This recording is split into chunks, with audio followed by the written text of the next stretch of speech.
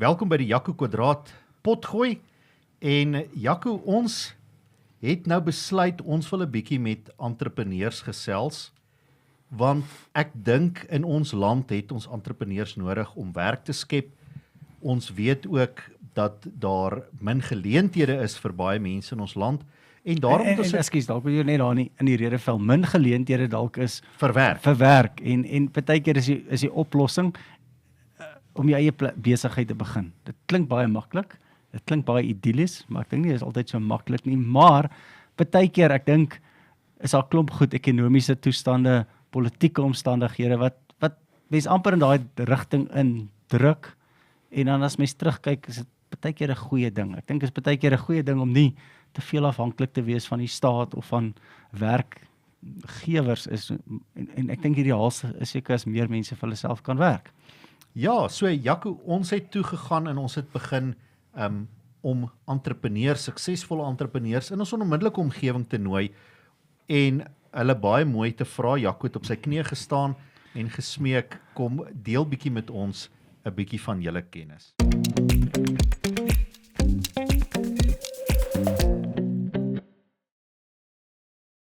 Prof, wat ons nou wel uitgevind het, ons het vir Johan Jansen van Rensburg van ALS hierso, wat onder valse voorwendsels hier in die ateljee in is. Hy het gedog, hy gaan net gesels en nou is sy pragtige gesig hier op die skerm saam met ons mooi gesiggies.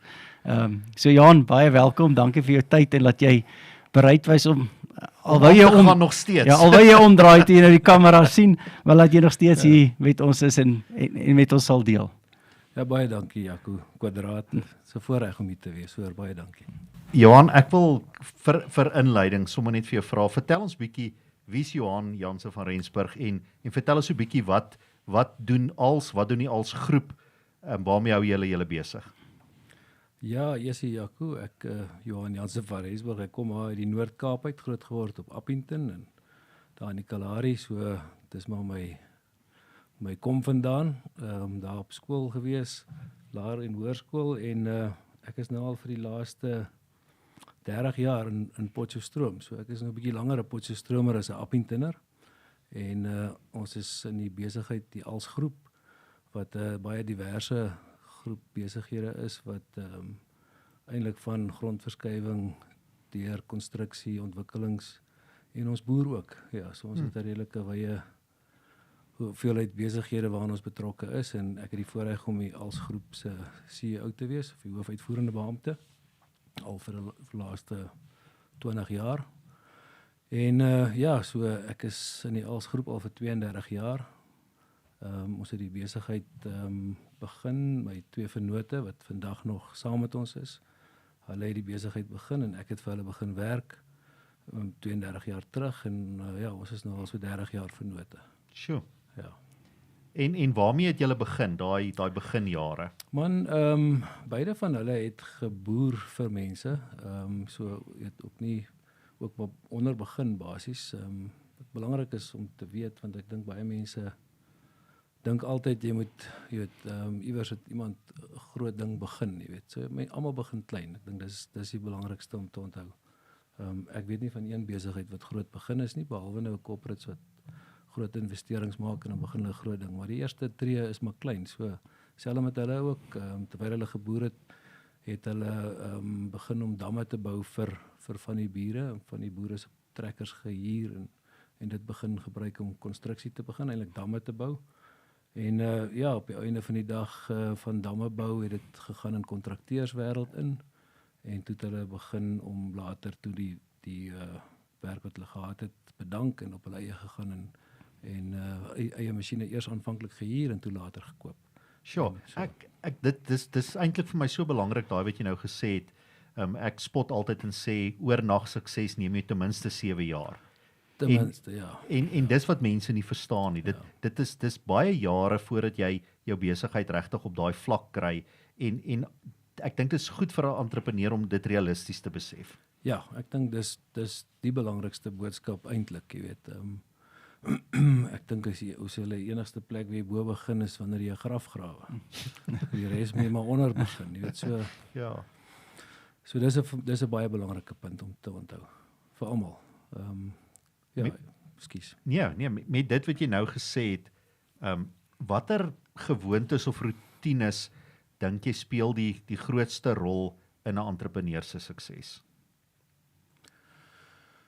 Jessie, ek dink kyk die meeste besighede gaan onder as gevolg van kontantvloei, so die wêreld wat julle verstaan.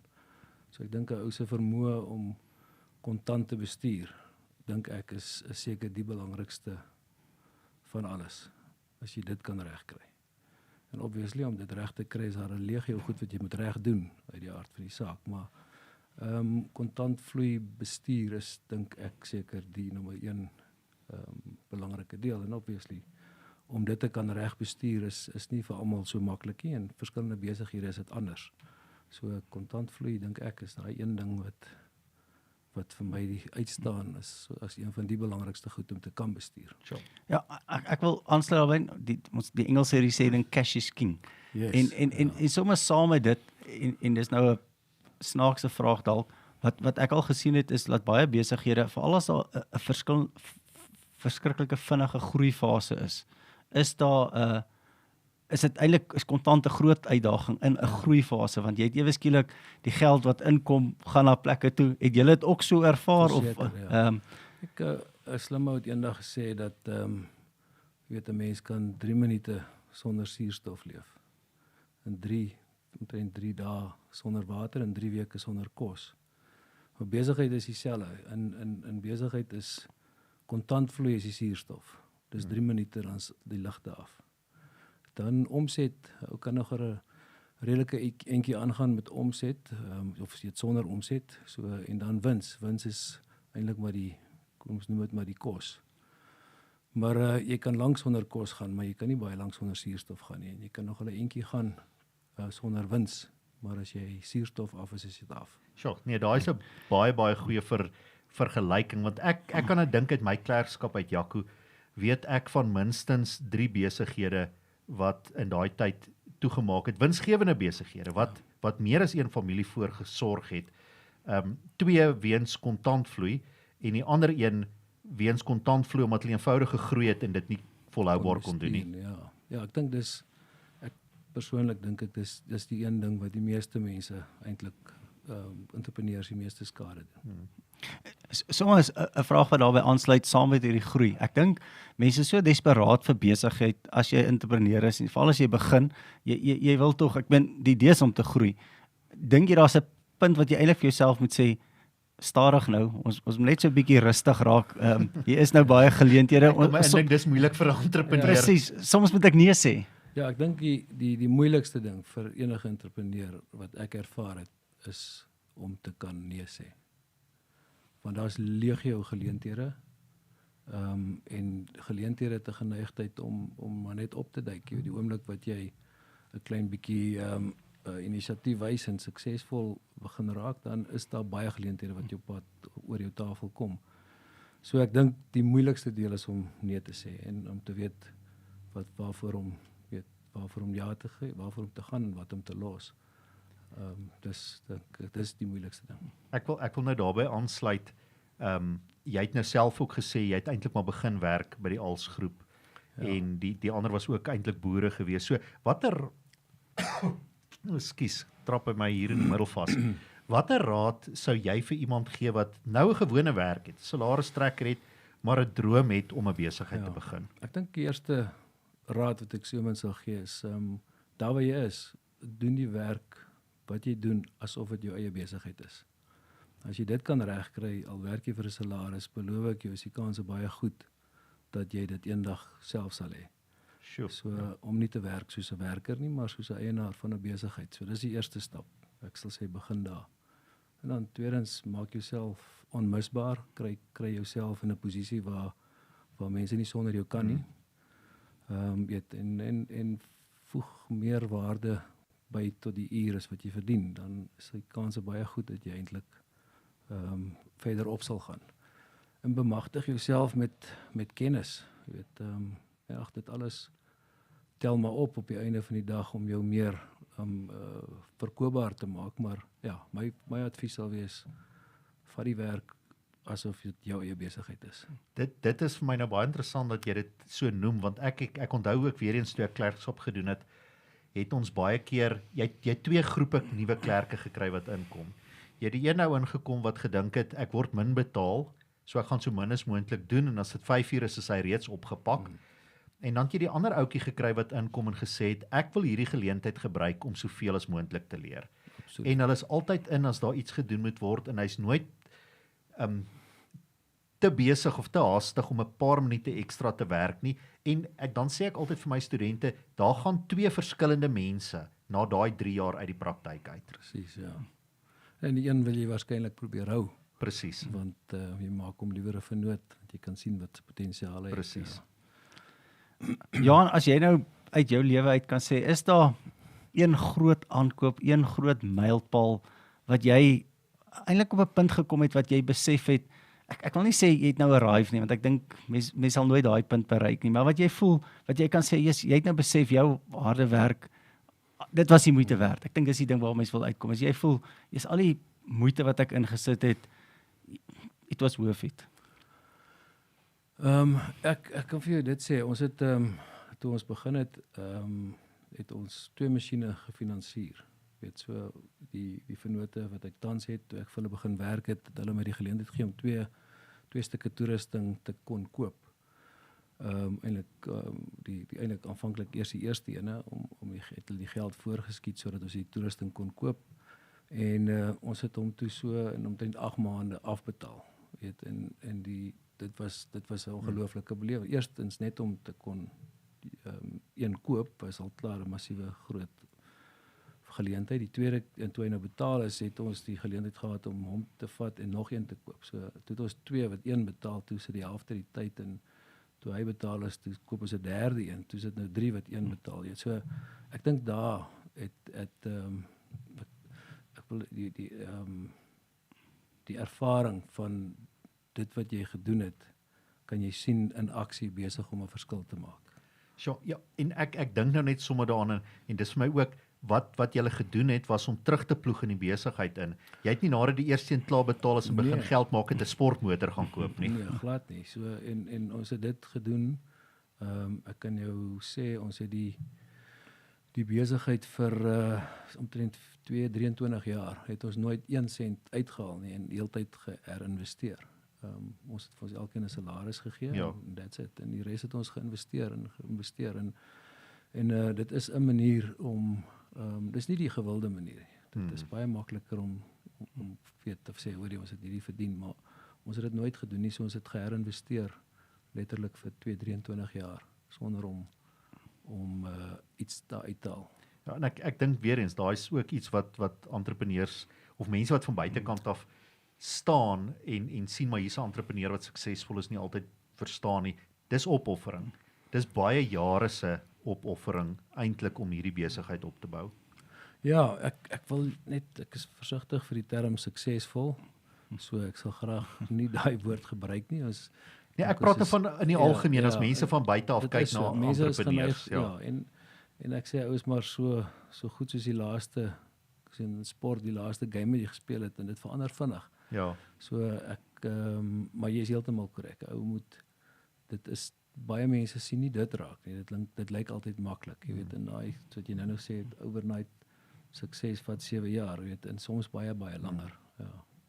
Ja, ek dink baie keer ek verstaan jou gevoeligheid oor die woord sukses, maar ek dink net baie mense wat van buite af kyk, dink dit was nog net altyd so. Hulle besef nie dit is 30 jaar se sweet en opoffering om te kom waar jy nou is. Hulle sien dalk die laaste 10 of 15 jaar, weet hulle van al se borde en goed wat op is, maar voor dit is daar baie effort in om dit daar te kry. Ja, en 'n groot klomp mense wat bydra om dit 'n sukses te maak, as jy die term sukses nou dan kan gebruik. So ek sou met groot gemak kan sê, ja, ons as 'n besigheid, dink ek het 'n relatief suksesvolle pad gestap, maar dit maak my nie suksesvol. Dit maak 'n span wat daaraan gewerk het baie suksesvol, en 'n klomp goed wat ons oor tyd kon reg doen met 'n klomp genade daarmee saam. Absoluut. Maar ja, dit sal nooit een mens se vermoë wees om suksesvol te kan wees of om so 'n ding te kan dryf nie. Jy het 'n groot span nodig.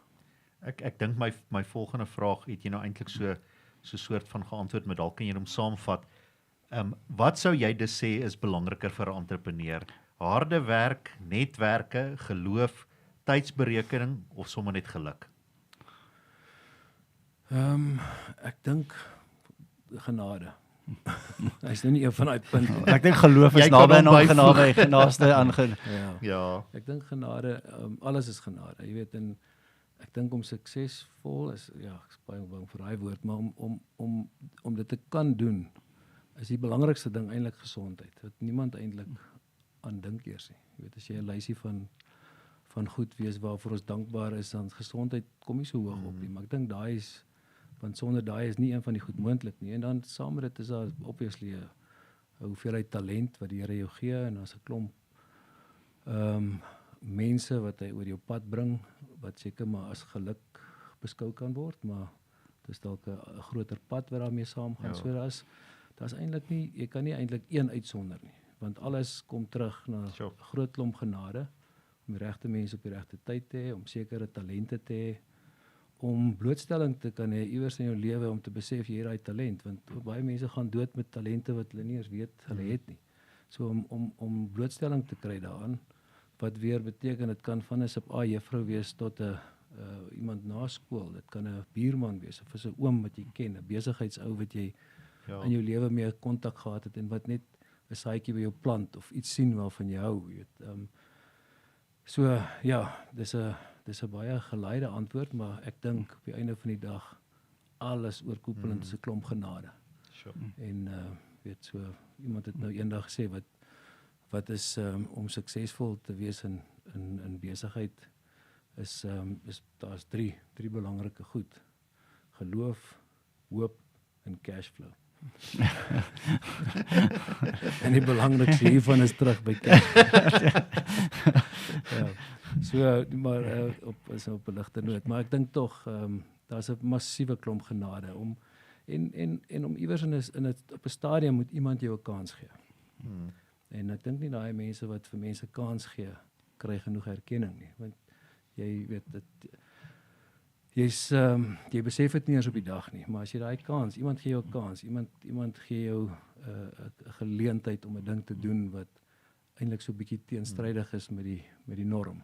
En daai kans, obviously as jy hom vat, dink mense na die tyd jy is sukses, maar dit is nie waar nie. Ja. Want as daai ou jou nie die kans gegee het of daai persoon of daai geleentheid gegee het nie, dan was dit nie daar nie. Ek het so 'n aansluitvraag daarby, net sommer vir interessantheid. So is dit vir jou belangrik dan waar jy nou al in jou lewe is om eintlik te probeer om vir ander mense kansse te gee, want ek neem aan jy het besef as dit nie vir dit was nie. Presies, ja. Ek dink en dit is dit inspireer my om te sien wanneer daar as geleenthede te kan maak om mense eintlik te inspireer, om moenie bang wees, jy weet, vat daai kans, gebruik dit. Weet, ek dink werk, daai ding van werk met wat jy het waar jy is.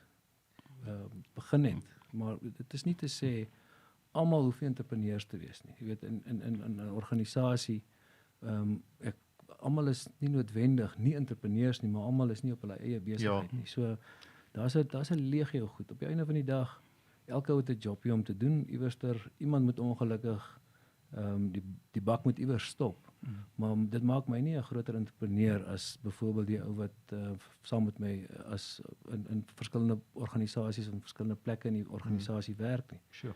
Hy is ook 'n entrepreneur. As hy nie dink soos 'n entrepreneur nie, dan gaan ons as 'n besigheid dit nie maak. Absoluut. So mense is geneig om altyd die ou daarbo al die eer en hy is hierdie slim ou, jy weet, ek het 'n filosofie, ek stel nie mense aan wat dommer as ek is nie. So as ek 'n ou aanstel, moet hy dit wat hy doen beter kan doen as ek. Ja.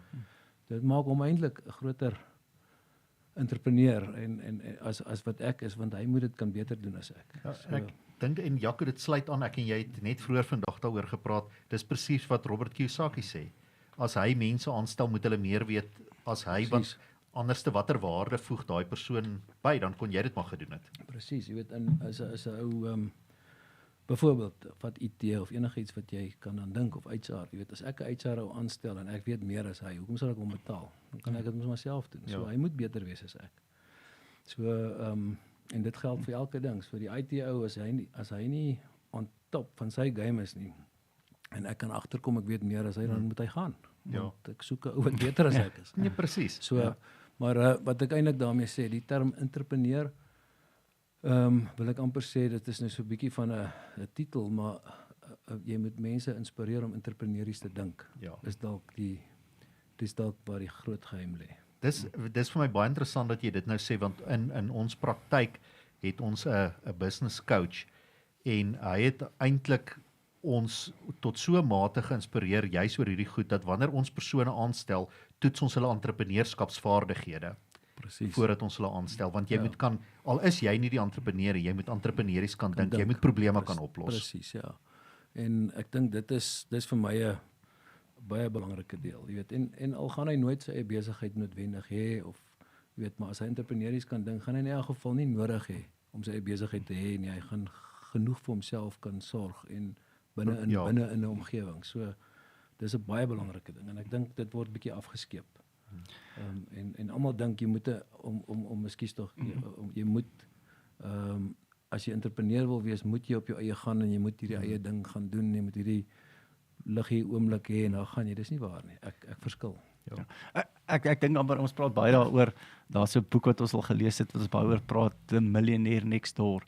En hulle het gaan navorsing doen in Amerika oor hoe lyk die gemiddelde miljonair in Amerika. En dit sluit aan by wat jy gesê het, mense dink is hierdie flashy goed en die ouens wat en is baie keer ouens met ek wil amper sê boring werke, doodgewone besighede. Besighede en as ek sê boring, Ja, geel masjinerie is net so opwindend en 'n loodgieter en so aan, maar dis die ouens wat suksesvol is. So ek dink net ons gesels baie lekker, maar ons tyd vang ons so 'n bietjie. Johan, amper half om af te sluit. As jy nou vir jong entrepreneurs en kom ons sê nou meer ouens wat daaraan dink om hulle eie plek te begin met tyd, as jy 3 praktiese wenke, en jy hoef nie 3 nie, dit kan meer of minder wees, vir hulle kan gee, wat sou dit wees? Wat sal jou laaste eintlik maar woorde van wysheid wees om net om die gesprek af te sluit? Ek is bang, daar's nog 'n ding waarvoor ek bang is daai wysheid. Ek dink as 'n ou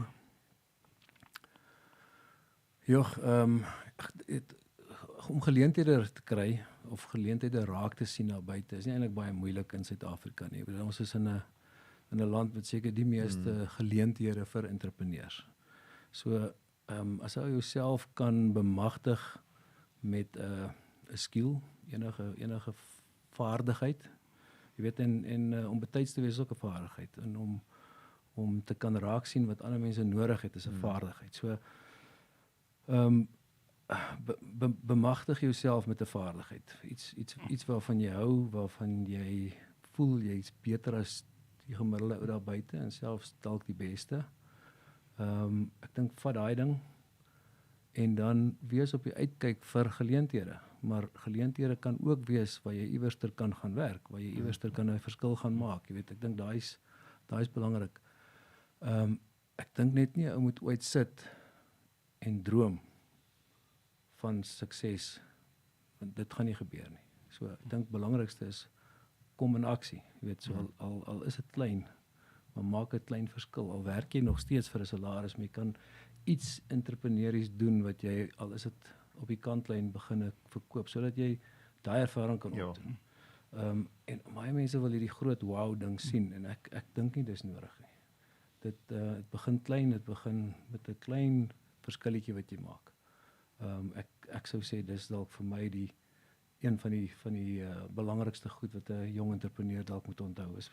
Jy het nie baie kapitaal nodig nie.